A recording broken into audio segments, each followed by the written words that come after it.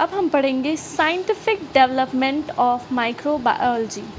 Scientific development of microbiology was shared by Louis Pasteur, perfection on microbiological studies by Robert Koch, the introduction of antiseptic surgery by Lord Lister, and the contributions of Paul Ehrlich in chemotherapy. Scientific development of microbiology was assured, किसने assured किया था? By Louis Pasteur ने. Perfection on microbiological studies by Robert Koch. Perfection microbiology की किसने दी थी? Robert Koch ने दी थी. The introduction of antiseptic surgery by Lord Leicester.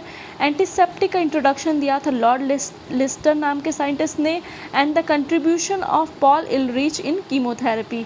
And chemotherapy में जिनका कंट्रीब्यूशन था उन साइंटिस्ट का नाम क्या था? पॉल इलरिच. ओके गाइज, तो अब हम एक एक करके सारे साइंटिस्ट के बारे में पढ़ेंगे. लुईस पास्चर जो हमारे पहले साइंटिस्ट हैं, जिनकी फ़ोटो यहाँ लगी हुई है, आप देख सकते हैं. लुईस पास्चर का जो काम था वो 1822 से उन्होंने 1895 में अपना योगदान दिया माइक्रोबायोलॉजी में और भी बहुत सी चीज़ों में, बहुत ही इन्वेंशन में. He was a trend chemist of France. Lewis pasture दोस्तों एक ट्रेंड केमिस्ट थे. कहाँ के थे? ये फ्रांस के थे. His studies on fermentation led him to take interest in microbiology. इनकी जो स्टडी थी फर्मेंटेशन पे, इनको ले गई माइक्रोबायोलॉजी में. फर्मेंटेशन पे ये वर्क करते थे, स्टडी करते थे, जिसकी वजह से इनको इंटरेस्ट आया माइक्रोबायोलॉजी में. He establish that fermentation was caused by microbial agent. उन्होंने इस्टेब्लिश किया कि फर्मेंटेशन जो है वो काज होता है बाय माइक्रोबियल एजेंट के through. He further noted that different types of fermentation were associated with different kind of microorganisms. उन्होंने फर्दर देखा कि डिफरेंट टाइप्स ऑफ फर्मेंटेशन जो है वो एसोसिएटेड हैं with different kinds of microorganism के साथ. He is also known as father of microbiology. इनको फादर ऑफ माइक्रोबायोलॉजी भी कहा जाता है. अगर आपसे वाइवा में इस तरह के क्वेश्चन पूछ सकते हैं कि फादर ऑफ माइक्रोबायोलॉजी कौन है, तो हमारा आंसर क्या होगा? Lewis pasture is the father of microbiology, जैसे कि आप यहाँ देख सकते हैं. चलिए नेक्स्ट क्या है? Important contribution of Lewis pasture in microbiology. अब हम जानेंगे कि लुईस पास्चर का क्या कंट्रीब्यूशन था माइक्रोबायोलॉजी में. तो पहला उनका कंट्रीब्यूशन था development of method and technique of bacteriology. पहले क्या उनका कंट्रीब्यूशन था? उन्होंने डेवलपमेंट किया था किसका? मेथड और टेक्निक किसका? बैक्टीरियोलॉजी का. Proved conclusively that all forms of life, even microbes, arose only from their like and not de novo. उन्होंने प्रूव किया था कंक्लूजन के साथ that all forms of life, जितने भी forms of life हैं अर्थ पे, पूरे अर्थ पे जितने भी forms of life हैं, even microbes भी, वो arose होते हैं only from their like, सिर्फ अपनी मर्जी से, not de novo. थर्ड उनका क्या कंट्रीब्यूशन था? Pasteur also had to face challenge from Pouchet. Pasteur ने ऑल्सो फेस किया चैलेंज. कौन से साइंटिस्ट थे? पॉचेट नाम के साइंटिस्ट थे.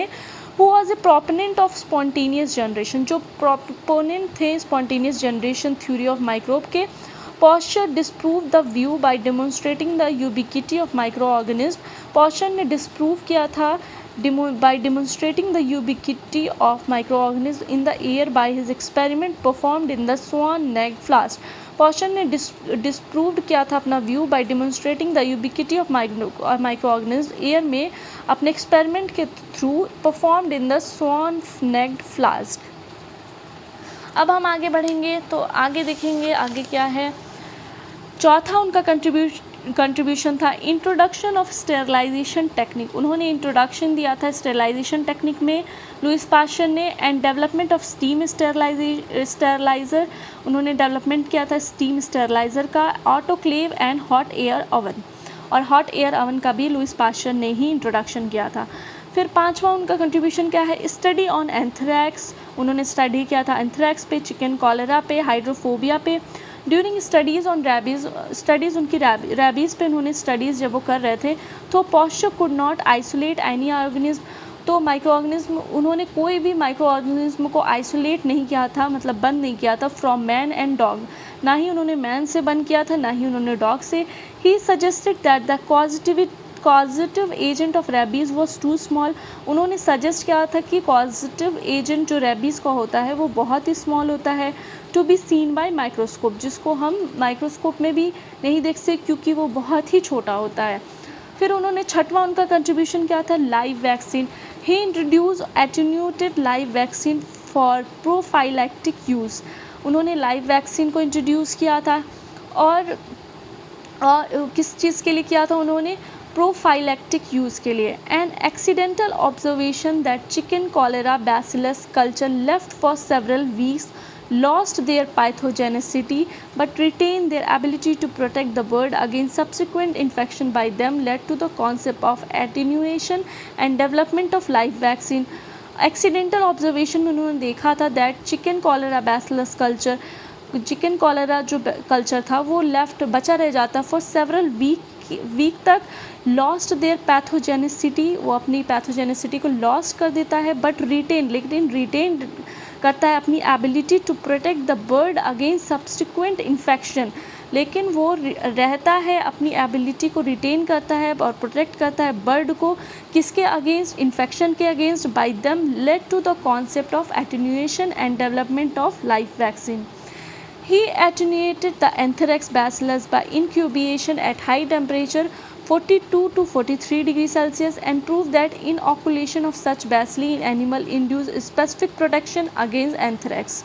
उन्होंने एटेन्यूटेड किया था एंथ्रैक्स बैसिलस को by incubation at high temperature पे, जो कि था 42 degree Celsius to 43 degree Celsius, और प्रूव किया था that inoculation of such bacilli in animals induce specific protection against anthrax. फिर हम आगे बढ़ेंगे. He convincingly demonstrated the protective role of anthrax vaccine in a public experiment.